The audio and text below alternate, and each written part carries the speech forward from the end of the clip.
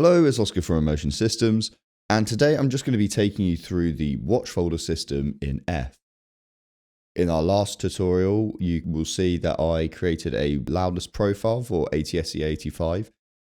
We're now going to link that to a watch folder so that F can process all the files through that profile I've just made. So how do we do watch folders in F? Well, that's very easy.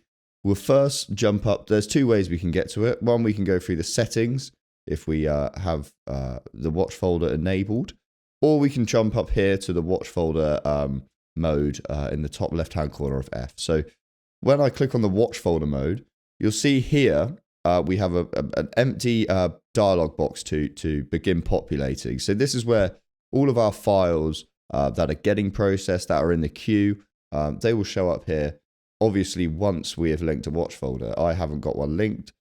So there's nothing in my queue at the moment. So to get things linked, we'll go to the settings button.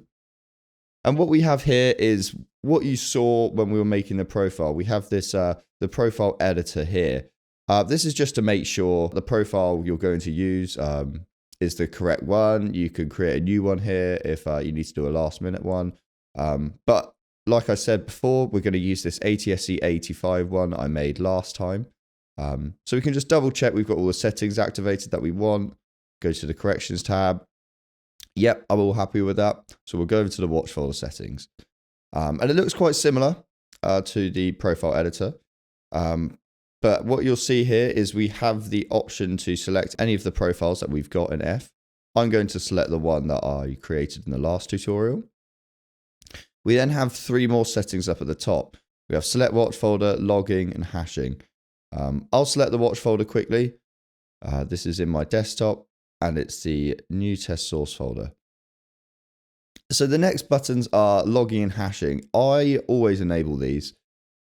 This is just so F can miss doing duplicate files. It can leave out, it would do, this is so F doesn't do duplicates of the files.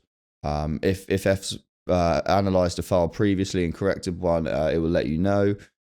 So you're not wasting time and extra effort doing files that you've already done before.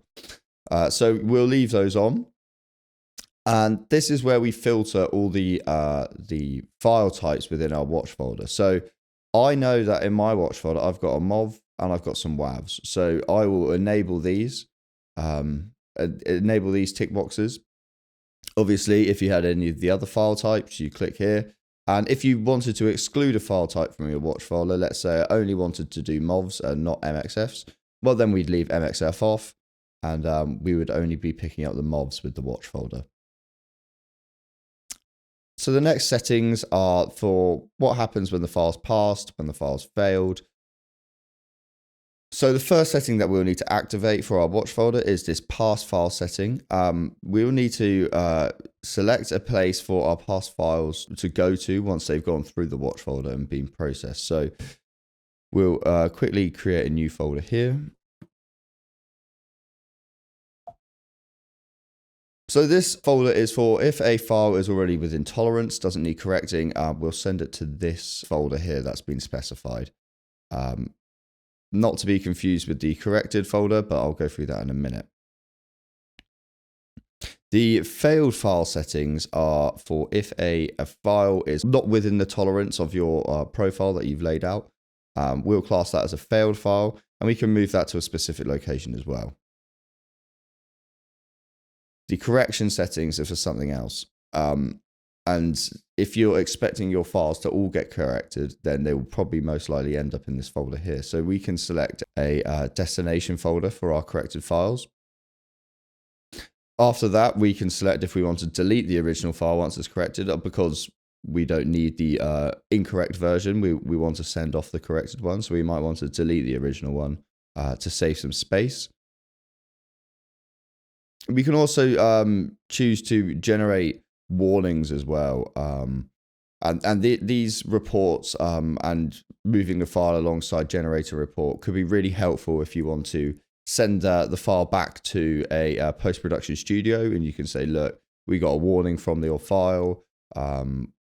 If you have errors, we can, again, just like with the warnings, we can choose to move the file as well as generate a report. For the demonstration, I don't think that's necessary. And we can choose to generate reports for every file, not just if they are erroneous or potentially need correcting. So we can choose to generate reports for every file. So we'll choose a PDF report, and we'll generate some graphs alongside that. So once we're here, we can just double check all of our settings. And once we're happy, we can select Save Settings, and our watch folder should activate. So we've saved our watch folder. And we close our settings, and now we'll choose to start our watch folder. And we'll see all the files that I had in that watch folder coming into F now. We're analyzing the files, and soon enough, we will start correcting them if needs be. So as you can see, F is analyzing the files one at a time. And I've had 2 files that have passed, and I had a file that has failed and then corrected. So we can verify this by going to our folders and seeing where the files have now ended up.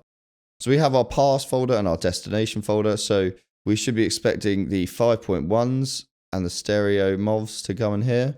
And we can see all of the reports generated alongside.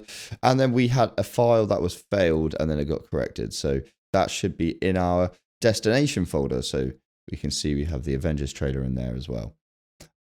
So it's just as simple as that. And I really hope this has helped you start automating F. Thank you very much.